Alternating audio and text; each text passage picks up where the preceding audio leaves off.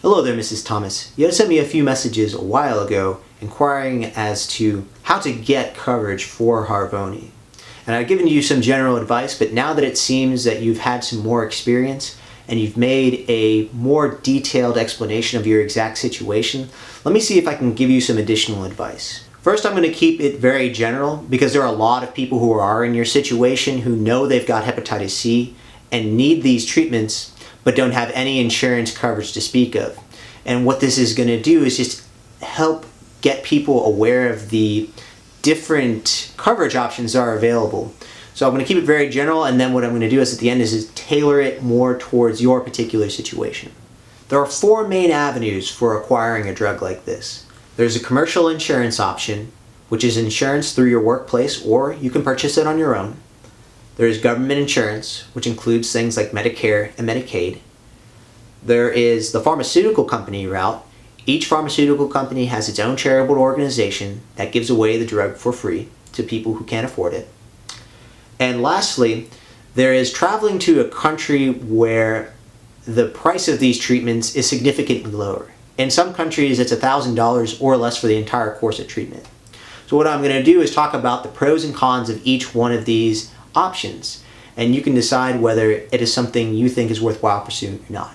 The first option, commercial insurance, is the most simple. This is the insurance that you get through your workplace or that you purchase on your own. And the pros and cons are pretty easy to explain.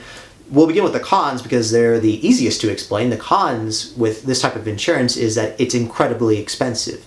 The monthly premiums are high and the deductibles can be even higher, as high as $10,000 or more. And the copays can be high as well. So that's the only real downside of the commercial insurance. The positives are that you know for a fact that these types of drugs will be covered if you qualify for it. And if you don't know how to go about qualifying for it, I made a video a while ago on how to get approved for these type of treatments. You can watch that.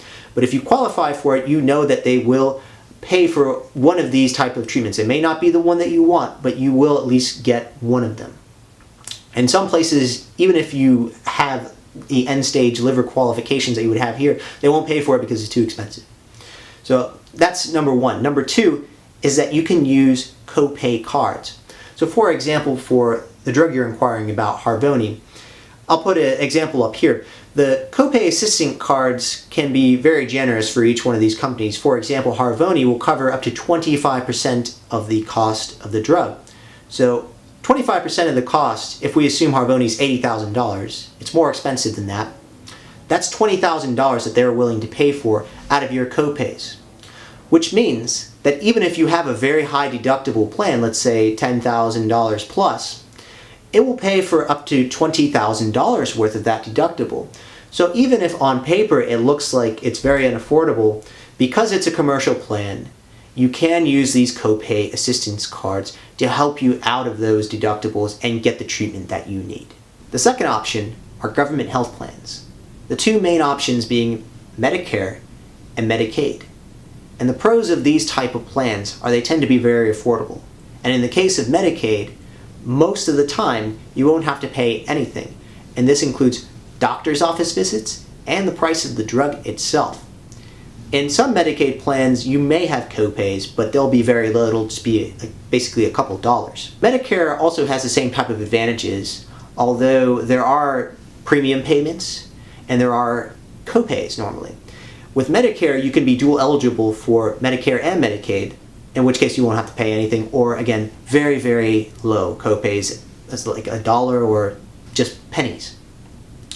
So those are the pros. There are a few cons to these type of plans. And number one, they can be difficult to qualify for.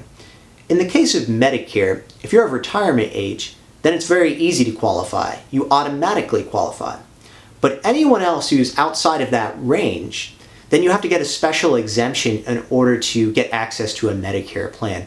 And the easiest way of doing that is if you're on disability. That's the most common way outside of someone being retired is they're on disability.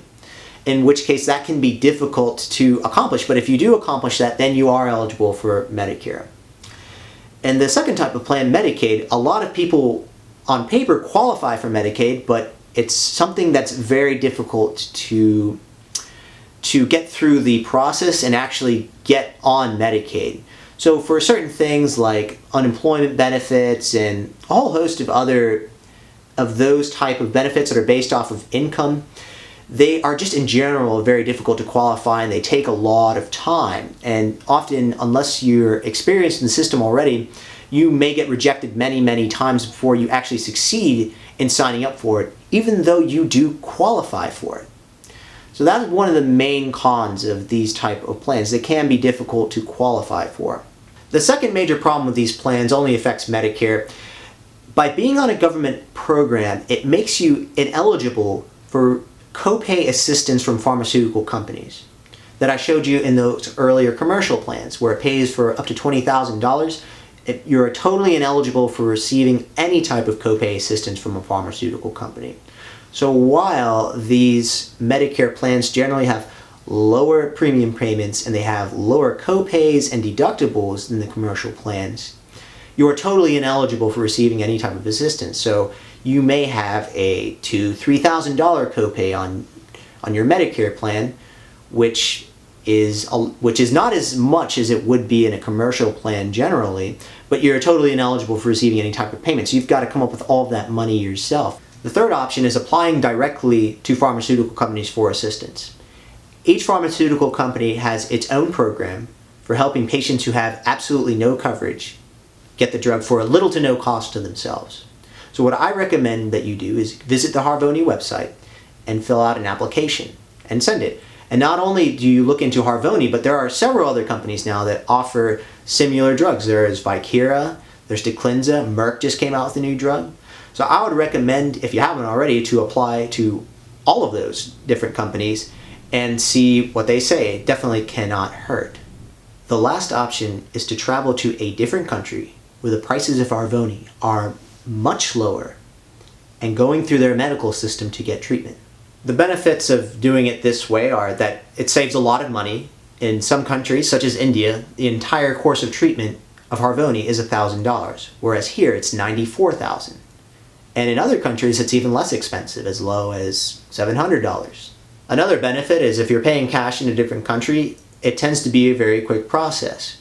Whereas here, it can take months or even years to get approved for a drug like Harvoni.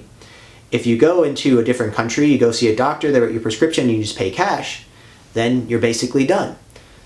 In some places, you don't even need a prescription for drugs. So in some places, it depends on what country you go to, you can just go, bring your money, pay your cash, and be out. And again, it depends on the medical system in the country you go to, but that is one of the benefits. Those are all very plausible, reasonable options, and which will be the most suitable will vary by individual. So now that we've talked about it in general, let me talk more specifically about your situation. Okay, so you don't have commercial insurance, you're in the process of applying for disability, you apply for Medicaid, but were turned down, and you started a GoFundMe to raise $10,000. You're going to want to pursue as many of these avenues as possible. And number one, if you haven't done so already, apply to all the pharmaceutical company assistance programs that are available for your genotype. So if it's Harvoni, if it's Vicira, if it's Declenza, if it's Merck's new drug, whatever it may be, apply to all of their assistance programs because it doesn't cost anything. And secondly, continue to follow up on your disability claim. Now, the difficulty with the disability claims is that they can take, depending on what type of disability you're filing for, if you're paralyzed from the neck down, well, that's a pretty easy, straightforward one, but it can still take some time. It can take a long time to gather sufficient evidence to successfully qualify for disability. It might require you hire a lawyer, you've got to have tests done, you've got to have doctors testifying that yes, this person is at a sufficient disability for whatever their condition is that they can no longer work. It can take a long time for that to happen, and it can be very costly. So if you're already having money trouble now, it may not be the best avenue for you to invest your energy into. So continue to do what you can. I don't know what disability you're filing for, but just know that it can be a long and expensive process. Thirdly, which I still believe is your best option, is to go the Medicaid route. And I know you said you had applied and been denied, but from previous conversations we had, it seems that you really ought to qualify for it. Now, here's the thing with Medicaid plans. They are notoriously difficult to apply and get approved for. Once you're on it and you know the system, it becomes much easier. But that's the way that the states and these different programs keep costs down. They just make it difficult to get, just like unemployment benefits, just any of these other subsidies. And it's not necessarily that you don't meet the requirements, it's just you have to do everything the right way to get approved, and no one's going to help you along the way. Which is why I recommend that you go to a local government agency. There are many agencies that actually help people sign up. You can go to the healthcare.gov website, and that will let you know whether you qualify for your state Medicaid or not, and it will let you know what the qualifications are. You can speak to someone on the phone there. Or what I will also recommend as a possibility, and this may sound like an odd recommendation, is that you go to a hospital, and not just any hospital, but a level 1 trauma center. And the reason a level 1 trauma center is because they get a lot of indigent patients. Basically what that means are people who can't afford, basically have no money, yet they still get treatment at hospitals. So they get a lot of government subsidies. And the reason for that is because I work at a level 1 trauma center. And on every single floor, attached to every single unit, we have a social worker. The social worker's main job at a level 1 hospital is to sign up patients who would qualify for Medicaid or county insurance or some other low-income type of insurance so that the hospital can get paid. Otherwise, we're not going to get paid. We have someone that shows up, they don't have any money, they don't have anything. We're not going to get paid. So the only way to get paid is to figure out if this person is eligible for some type of insurance, and if they are, we'll get them signed up for it, because they're not going to sign themselves up for it. So that is also a possibility. If you go to one of these level 1 trauma centers and go in and you admit yourself and you say, well, I don't have any money, if you really are eligible for Medicaid, they will get you signed up for Medicaid, otherwise you're not going to get paid. If you don't qualify for Medicaid because of your family's income, what you might want to consider, again, this might not be something you would like to do, but it will work, is to get a divorce on paper so you can file your income as yourself. And if you have no income, then you will definitely 100% be qualified for Medicaid. Again, it's maybe not something you want to do, but in order to get the medication to save your life, you may have to resort to doing something like that. Lastly is the commercial insurance route. The $10,000 you're trying to raise, I'm assuming, is to purchase commercial insurance so you can therefore get the drug under the insurance. Because $10,000 won't even buy half a month of that drug. If you intend to go that route, you need to be very meticulous in your planning. Make sure that you have everything you need, because it can take a long time to get approved, and you may run out of money just paying the premiums. So you need to figure out if you qualify for assistance from the government. Again, go to the healthcare.gov website and see if you can get premium assistance. That will help. And next, you need to figure out what information that you have already. If you need lab work, you need all the information that I went over in my previous video. I hope this was able to give you some ideas to the options that are available to you when you need a drug like Harvoni and you have absolutely no insurance and no money to speak of. If you have any additional questions that I can help you out with, just let me know. Just send me a comment or send me a video back and I'll try my best to help you. I hope you get better and let me know how it goes, okay? See you next time.